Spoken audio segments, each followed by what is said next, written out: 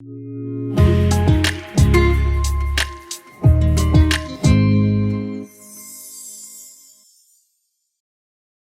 matin, on commence une nouvelle série de messages qui va nous emmener jusque dans le temps des fêtes, jusqu'à Noël. Et puis, ça s'intitule « Nos chants de Noël ». Alors, ce qu'on va faire, c'est qu'on va s'arrêter chaque dimanche sur un chant qu'on chante habituellement à l'Église. Et puis, on va regarder les thèmes du chant et puis on va pouvoir apporter vraiment un message autour du thème de ce chant-là. D'accord? Mais juste avant, courbons-nous juste un instant, là, et demandons au Seigneur de bénir le restant du temps qu'on a ensemble. Eh bien, Seigneur, merci pour tout ce que tu fais. Merci pour qui tu es. Et Seigneur, ce temps des fêtes est un bon rappel pour tout ce que tu as fait pour nous. Et on veut vraiment te louer, Seigneur, et on veut te demander de bénir abondamment ceux qui travaillent en haut, à l'étage, à enseigner et s'investir dans la vie de nos jeunes à l'Église. Et on pense aussi aux ados. Et puis, pour nous, ici, on te prie que ton Esprit Saint parle également à nos cœurs et puisses-tu édifier nos cœurs, notre foi, faire du bien aussi à ceux qui souffrent en ce moment. On sait qu'il y a des gens qui passent par des temps soit de maladie ou des temps d'épreuve. On te prie que tu les accompagnes, particulièrement dans ce temps des fêtes, Seigneur. Alors, guide-nous ce matin par ton Esprit, au nom de Jésus. Amen. Il y a plus de 160 ans, il y a un homme du nom de Henry Wadsworth Longfellow. Il vivait des moments tout à fait épouvantables. C'était l'un des les pires moments de sa vie. C'était la guerre de sécession, ça déchirait le pays. Et son fils s'était engagé dans l'armée sans la permission de son père, avait été gravement blessé au combat. Non seulement ça, mais sa femme perd la vie dans un accident tragique. D'ailleurs, lors de son accident, la robe de sa femme prend feu. Alors, son mari, Longfellow, essaie de la sauver des flammes, mais il se brûle gravement. Il va rester marqué physiquement et émotionnellement pour une bonne partie de sa vie. Tellement découragé, il perd sa femme et son fils est gravement blessé. Il est donc accablé par le deuil et la guerre. Plus de paix. Il perd toute sa paix intérieure. Le soir de Noël, on peut comprendre que son cœur était lourd, trop lourd. Il entend les cloches de Noël résonner dans les rues, mais tout ce qui reste en lui, c'est juste le doute, la tristesse et la confusion. C'est donc au milieu de cette douleur atroce qu'il va composer un poème. À un moment du poème, il va dire ceci en toute transparence: « Il n'y a pas de paix sur terre, car la haine est forte. » C'était le cœur d'un homme qui était brisé, qui s'exprimait. Mais voilà que vers la fin, en terminant son poème, quelque chose change. Il écrit que les cloches de Noël qu'il entendait résonner dans les rues étaient plus fortes que ses larmes. Elle lui rappelait que malgré les apparences, Dieu n'a pas abandonné le monde. Que la vraie paix vient d'en haut, une paix que ni la guerre, ni les blessures, ni les ténèbres ne peuvent étouffer. Plus tard, ce poème va se transformer dans une chanson qui va devenir « I heard the bells on Christmas Day ». J'ai entendu les cloches le jour de Noël. Un chant qui a été chanté par Elvis Presley, Johnny Cash et Casting Crown, et aussi à l'église Le Sentier. Ce chant s'intitule en français « Paix dans le monde ». Et cette paix qui dépasse ce que la terre peut offrir ne vient pas d'une chanson ni d'un poème, d'une émotion et même d'un climat politique favorable. Cette paix vient d'une personne. Cette paix a été annoncée pour la toute première fois, non pas à un poète, mais à des bergers, dans une nuit bien ordinaire sur les collines de Bethléem. Eux aussi vivaient dans un monde troublé, un monde rempli d'injustice, de tensions. Mais voilà que le ciel, tout d'un coup, va s'ouvrir. Des anges sont apparus et ont proclamé un message qui résonne encore aujourd'hui. Un message qui a transformé la tristesse de Longfellow en espérance et qui peut aussi transformer la nôtre. Alors, on va aller voir cette histoire, une histoire tout à fait extraordinaire qui se trouve dans Luc, chapitre 2. Et nous allons lire les versets 8 à 20. Alors, Luc, chapitre 2, versets 8 à 20. Il y avait dans la même région des bergers qui passaient la nuit dans les champs pour y garder leurs troupeaux. Un ange du Seigneur leur apparut et la gloire du Seigneur resplendit autour d'eux.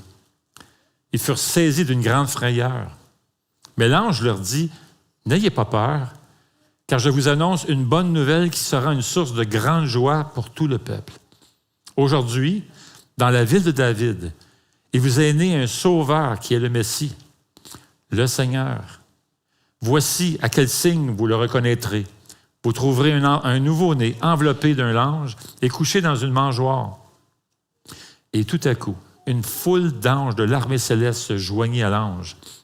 Ils adressaient des louanges à Dieu et disaient « Gloire à Dieu dans les lieux très hauts, paix sur la terre et bienveillance parmi les hommes. » Lorsque les anges les eurent quittés pour retourner au ciel, les bergers se dirent les uns aux autres, « Allons jusqu'à Bethléem pour voir ce qui est arrivé, ce que le Seigneur nous a fait connaître. » Ils se dépêchèrent d'y aller et y trouvèrent Marie et Joseph, ainsi que le nouveau-né couché dans la mangeoire. Après l'avoir vu, ils racontèrent ce qui leur avait été dit au sujet de ce petit enfant. Et tous ceux qui entendirent les bergers furent étonnés de ce qu'il leur disait. Marie gardait le souvenir de tout ça et le méditait dans son cœur.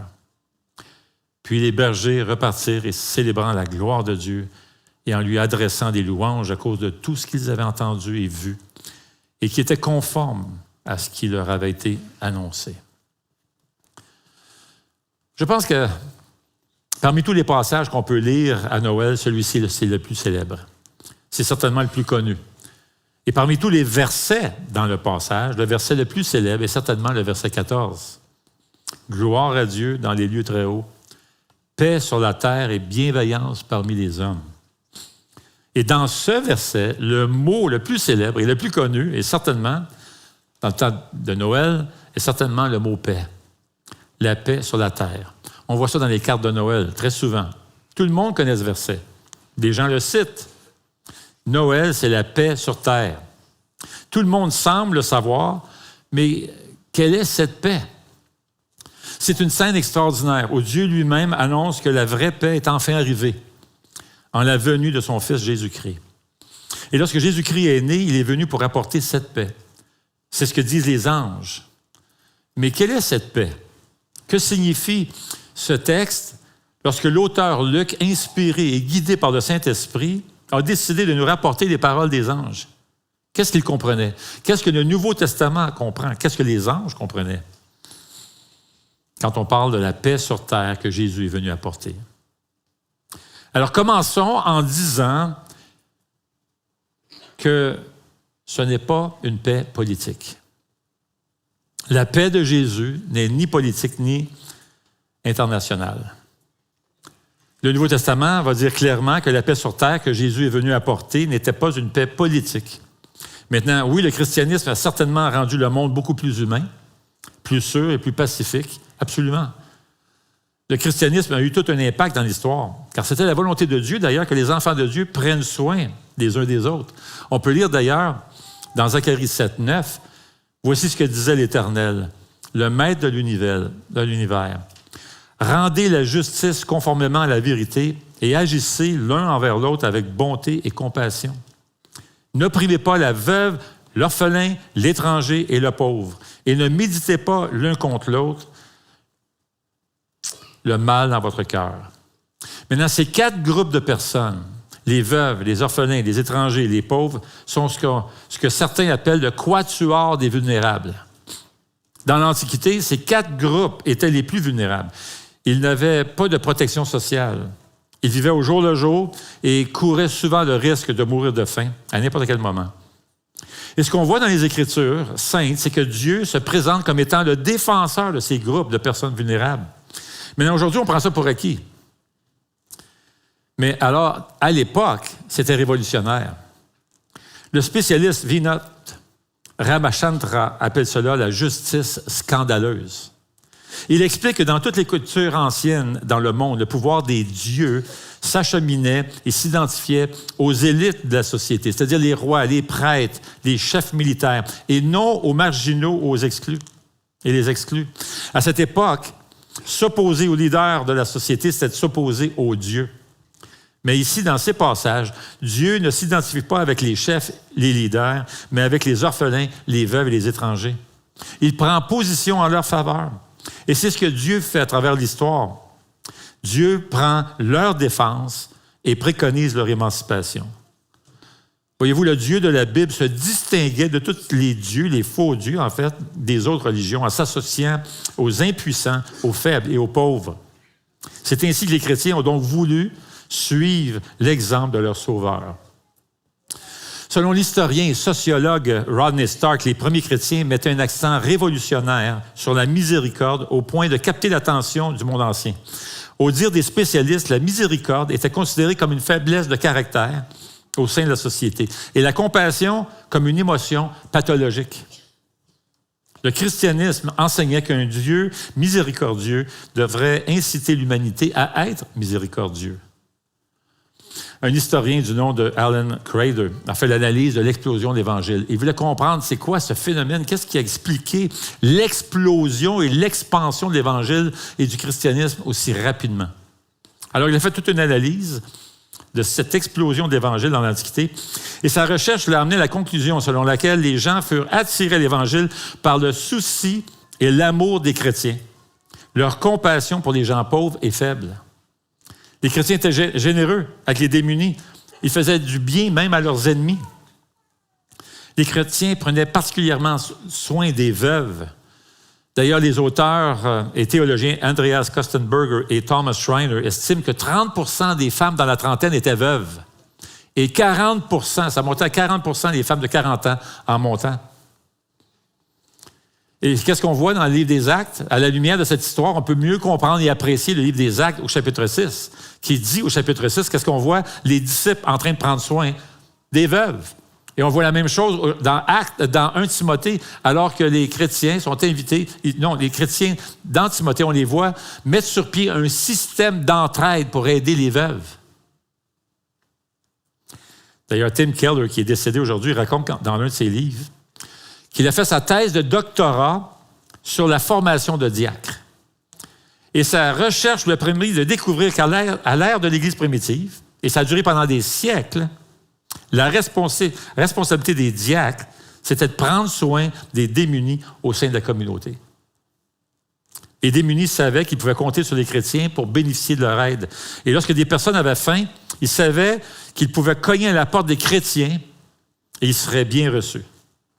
Lorsque les chrétiens n'avaient pas assez de nourriture, pas assez d'argent ou de nourriture pour nourrir ceux qui venaient à leur porte, ils jeûnaient jusqu'à ce que tout le monde puisse manger ensemble.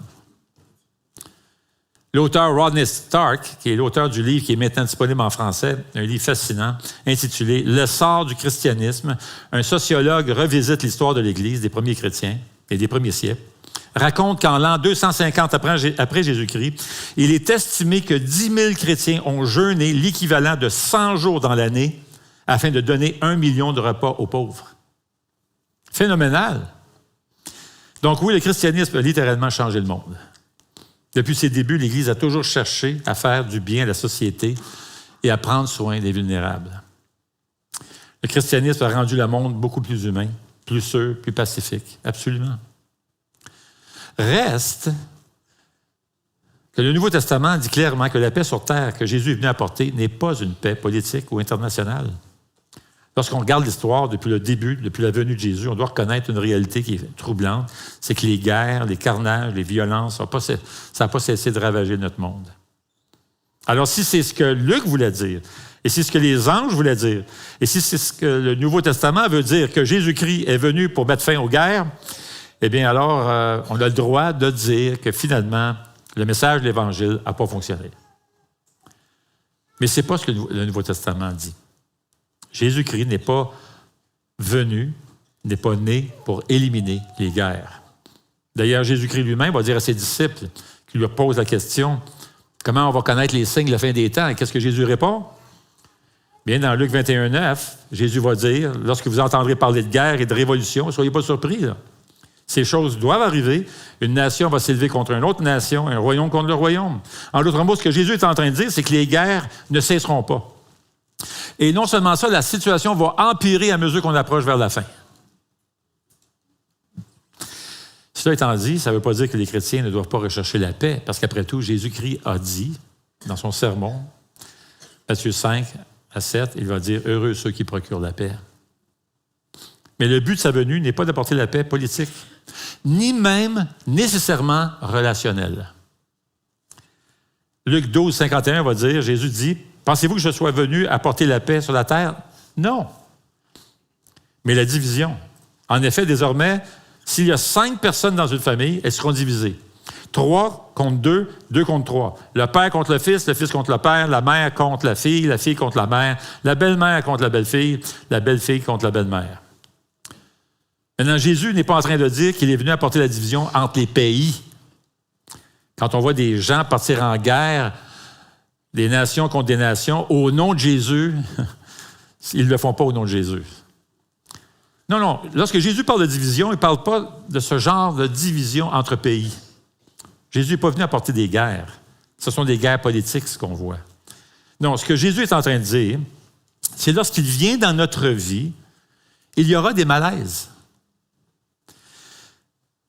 Quand on donne notre vie au Seigneur Jésus, il peut arriver, pas toujours, c'est pas toujours le cas, mais il peut arriver que certaines de nos relations qu'on avait avant de connaître le Seigneur Jésus commencent à changer un peu. Des personnes avec qui on était proches ne comprennent pas nécessairement notre cheminement de foi. On ne s'entend peut-être plus aussi bien qu'avant. Il peut peut-être même y avoir de la colère dans certains cas. On en a vu. La paix sur terre n'est pas relationnelle. Maintenant, est-ce qu'il va y avoir un impact positif dans nos relations? Absolument. On le voit régulièrement chez des gens.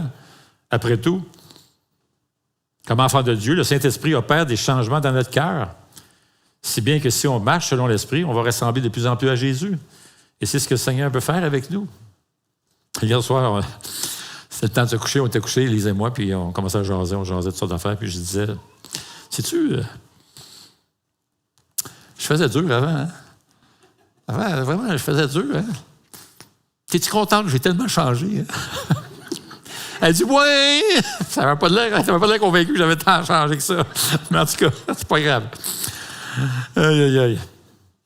Vous n'avez pas entendu d'emmène dans ce coin-là, hein? Non, c'est ça. Mais si notre cœur est doux, tendre et rempli d'amour, oui, on va éprouver de la paix. Mais vivre dans notre monde, c'est faire face à plein de défis émotionnels, des relations brisées. Puis il faut se rappeler que la paix intérieure qu'on va avoir, c'est toujours une paix partielle. Parce qu'on reste pécheur. C'est jamais absolu. C'est jamais parfait. Alors, si la paix que le Seigneur promet n'est pas politique ou relationnelle, c'est quoi cette paix-là? Bien, c'est une paix qui est vraiment concrète. C'est spécifique.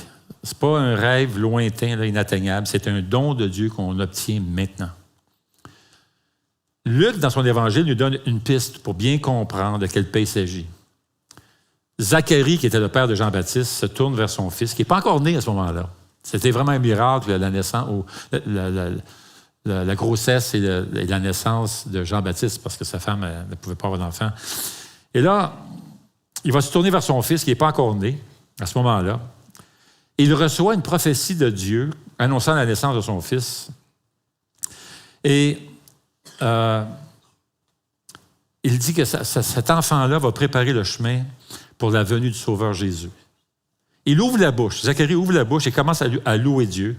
Il se tourne vers son fils et il dit, « Toi, mon enfant, tu seras appelé prophète du Très-Haut, car tu marcheras devant le Seigneur pour préparer son chemin, pour donner à son peuple la connaissance du salut par le pardon de ses péchés, pour guider nos pas sur le chemin de la paix. » Maintenant, Zacharie parle de la paix et du pardon des péchés. Alors, si on retourne au message des anges, qui va dire dans Luc 2,14 ceci, « Gloire à Dieu dans les lieux très hauts, paix sur la terre et bienveillance parmi les hommes. » Laissez-moi vous le lire ou le citer dans une autre version qui est plus facile à comprendre. « Gloire à Dieu dans les lieux très hauts et paix sur la terre parmi les hommes sur qui repose sa faveur. » Maintenant, le monde romain goûtait à la Pax Romana, qui veut dire la paix romaine. C'était caractérisé par une tranquillité extérieure, mais c'était forcé. Mais les anges annoncent une paix encore plus profonde, plus durable, celle du cœur et de l'âme. rendu possible par le Sauveur, le Seigneur Jésus. Dans Luc 2, verset 9, qu'on a lu, ça dit ceci, « Un ange du Seigneur leur apparut et la gloire du Seigneur resplendit autour d'eux. Ils furent saisis d'une grande frayeur. Mais l'ange leur dit, « N'ayez pas peur, car je vous annonce une bonne nouvelle qui sera une source de grande joie pour tout le peuple. Aujourd'hui, dans la ville de David, il vous est né un Sauveur, qui est le Messie, le Seigneur. Et voici quel signe vous le reconnaîtrez. Vous trouverez un nouveau-né enveloppé de l'ange et couché dans une mangeoire. » Et le verset 13, ceci, « Et tout à coup, une foule d'anges de l'armée céleste se joignit à l'ange. » Une foule d'anges. On parle de milliers d'anges. Le même mot « foule », il s'est employé pour Jésus lorsqu'il y a des milliers. Vous vous rappelez, là, les 5000 personnes qu'il a nourries. Des milliers d'anges se joignent. C'est le même mot là, que la foule qui suivait Jésus. Là. Alors, des milliers d'anges adressent des louanges à Dieu en disant « Gloire à Dieu dans les lieux très hauts, paix sur la terre et bienveillance parmi les hommes. » Alors, la paix dont il est question ici, qui nous est promise, c'est une paix entre Dieu et nous. Charles Wesley a composé un chant dont le titre en français est « Écoutez le chant des anges ». Et la toute première ligne dans la version originale dit ceci, « Paix sur terre et douce miséricorde. Dieu et les pécheurs réconciliés. » Alors, qu'est-ce que c'est la paix?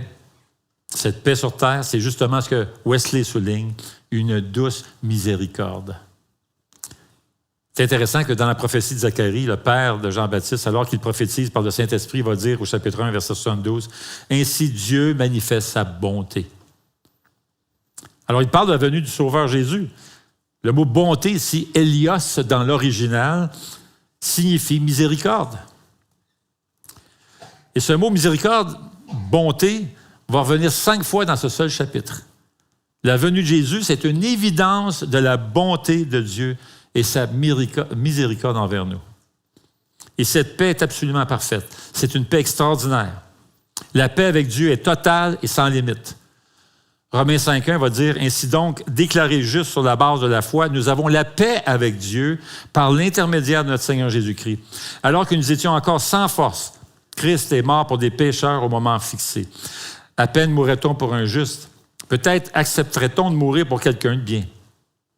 Mais voici comment Dieu prouve son amour envers nous. Alors que nous étions des pécheurs, Christ est mort pour nous. » Colossiens chapitre 1, verset 21 dit ceci. « Et vous qui étiez autrefois étrangers et ennemis de Dieu, par vos pensées, par vos œuvres mauvaises, il vous a maintenant réconciliés par la mort de son Fils dans son corps de chair, pour vous faire paraître devant lui saint, sans défaut et sans reproche. » Pourquoi Jésus est venu? Eh bien, le verset 22 qu'on vient de lire le dit.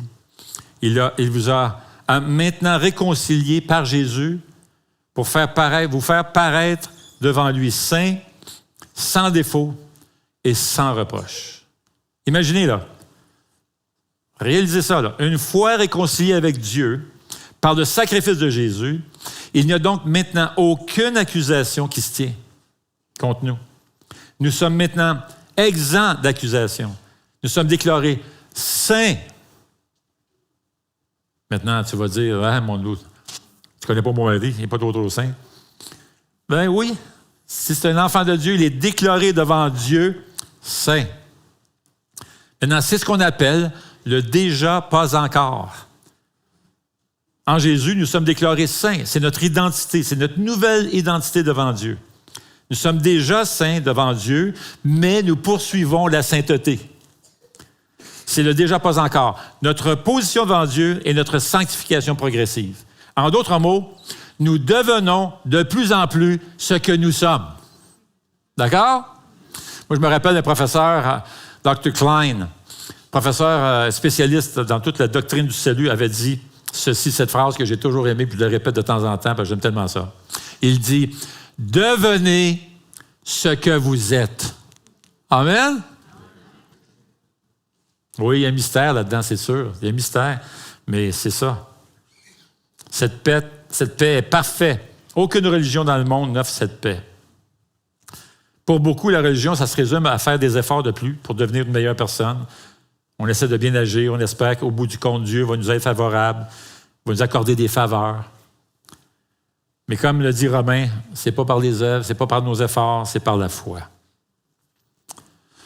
Il y a deux sortes de personnes, deux types de personnes. Il y a ceux qui n'ont pas reçu cette paix pour diverses raisons. Ça peut être parce qu'ils n'ont aucune idée que c'est disponible ou simplement ils ne veulent rien savoir de Jésus.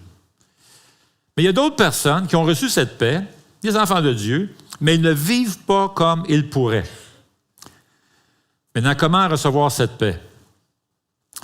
Et comment vivre en fonction de cette paix? Parce que certains chrétiens, on peut oublier, on ne vit pas cette paix comme on le pourrait. Alors on reçoit cette paix en reconnaissant que nous avons péché contre Dieu. Ça, c'est sûr, ça commence là. Tant qu'on n'admet pas notre état de pécheur devant Dieu et notre besoin de Jésus, de son salut, on ne saisira jamais le message de l'Évangile et tout ce que Jésus a fait. Jésus est venu vivre la vie qu'on n'a pas su suivre. Il a accepté de mourir la mort que notre péché méritait et il est venu pour porter à notre place le jugement qui nous revenait. Et Ésaïe 53, verset 4 le dit bien, ce sont nos souffrances qu'il a portées, c'est de nos douleurs qu'il s'est chargé. Et nous l'avons considéré comme puni, frappé par Dieu et humilié. Mais lui, il était blessé à cause de nos transgressions, brisé à cause de nos fautes. Et la punition qui nous donne la paix est tombée sur lui. Et c'est par ses blessures que nous sommes guéris. Son châtiment, c'est notre paix. Jésus a perdu la paix pour nous la donner. J'inviterai les musiciens à s'approcher. Pour nous qui avons trouvé Jésus notre salut, nous avons été réconciliés avec le Dieu vivant. Nous vivons maintenant, désormais, dans une paix profonde. Une paix que rien ni personne ne peut nous arracher. Dieu a déposé en nos cœurs sa propre paix.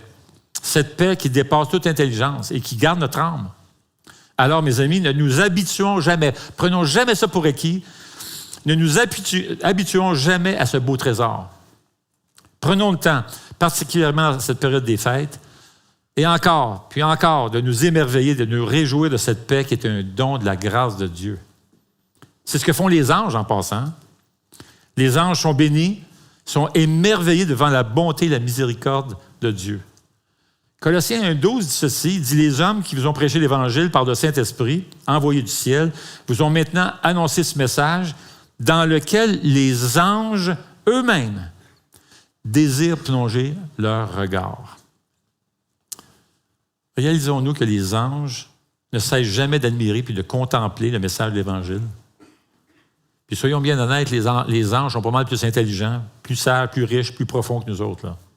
Et pourtant, les anges, qui sont des êtres extraordinaires, ne se lassent jamais, jamais, jamais de contempler, de se réjouir et de méditer l'Évangile.